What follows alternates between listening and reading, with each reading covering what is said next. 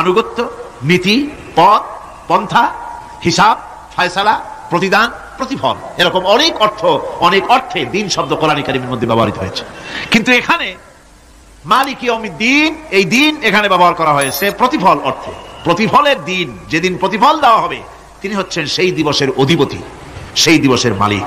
সূরা ইনফিতারে আল্লাহ পাক বলছেন, وما أدراك ما يوم الدين ثم ما أدراك ما يوم الدين। বিচারের দিনটি কি তা তোমাকে কে জানালো? আবার জিজ্ঞেস করছি, তোমাকে কে জানালো বিচারের দিনটা কি?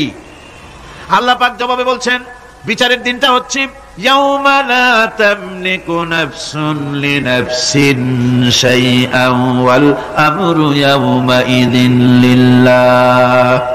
বিচারের দিন হচ্ছে এমন দিন যেদিন কেউ নিজেকে রক্ষা করতে পারবে না, কারো থেকে কেউ নিজেকে রক্ষা করতে পারবে না, নিজেকে কেউ নিজের জন্য কাউকে সাহায্যকারী পাবে না।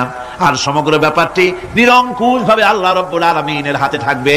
সেই দিনটার নাম কিয়ামত, সেটার নাম পরকাল, সেটার নাম হচ্ছে বিচারের দিন। যেদিন কর্তৃত্ব হবে কেবলমাত্র কার? আল্লাহ পাক।